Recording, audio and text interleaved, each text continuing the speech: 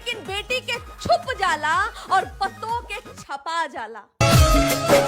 आजकल के इहे बा सच्चाई और यही सच्चाई के बात बतावे खातिर इ लड़की वायरल भेल बाड़ी और बहुत वायरल बाड़ी। इंस्टाग्राम, फेसबुक और यूट्यूब पर हर एक जगह वायरल भेल बाड़ी। सिर्फ एक ही सास पतोह के बारे में अपन दर्शा के और बता के भी इ लड़की वायरल भेल बाड़ी। अपने लोग सुन सकतानी इनकर ऐसा और शायरी वजह सुनावा जाता नहीं। सुनी।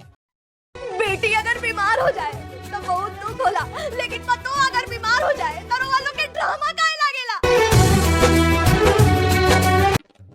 हाँ, इहे ह सच्चाई जौन की लड़की वायरल भइल बाड़ी और बहुत शायरी मारेली, ऐसन शायरी मारेली कि लोग कहेला कि पतोह के भड़कावता, मगर इ लड़की पतोह के ना बल्कि सच्चाई के दर्शावेली और दर्शाते इनकर वायरल भइल बाड़ी।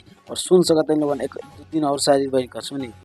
ससुराल में तो सब लोग पतोह के मर्यादा में रह के बहुत बड़ा ज्ञान देवेला, लेकिन उहे लोग मर्यादा के भूल के पतोह के ताना कसे लगे और पतोह के बर्दाश्त से बाहर हो जाए और कोनो गलत बात के निम्नो जवाब दे देवे तो अइलू तक गइलू कहां। बड़ा बदतमीज बिया, एकर महतरिया इहे सिखा के भेजले हुई, तुरंत मां पे उंगली उठ जाला।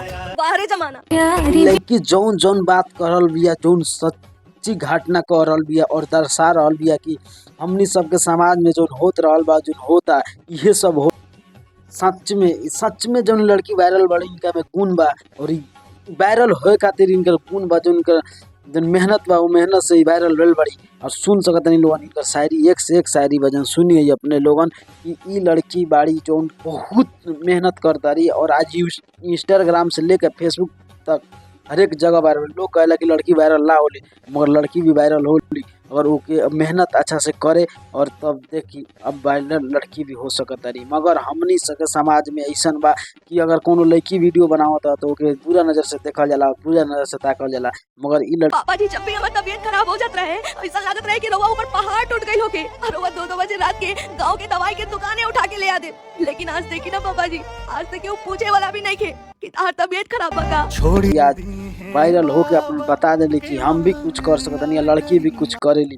जौन की लड़की के आवाज में इतना दम बा कि कुछ आवे वाला दिन में लड़की के बहुत सारा से ऑफर आई काम करे खातिर, जौन की बहुत मेहनत करता रही। इनका से बहुत हमनी अपेक्षा रखम कि ऐसन कैसन शायरी मारस, बल्कि इ लोग सोच रहल बा कि इ लड़की भड़कावे खातिर करत रही, बल्कि पतोह के बिगाड़त रही। मगर ना, अगर सब लोग सोचे और सब लोग समझे तो कुछो ना बा, बल्कि लड़की सच्चाई एगो बतावत रही। वो सच्चाई के हमनी के माने के पड़ी और बतावे के पड़ी कि हाँ इहे आजकल के सच्चाई बा जौन हमनी के समाज में चल रहल बा और चलत आ रहल बा। और अपने लोगन के ये वीडियो में तनका सा भी अगर अपने के सच्चाई दिखल हुई, अगर लौकल हुई तो अपने लोगों ने वीडियो के ज़्यादा से ज़्यादा शेयर करी और हर एक घर में पहुँचाई वीडियो की। आज के बाद से ऐसा ना हो और ज़्यादा से ज़्यादा शेयर करी वीडियो के। ओके बाय, मिलता है नेक्स्ट वीडियो।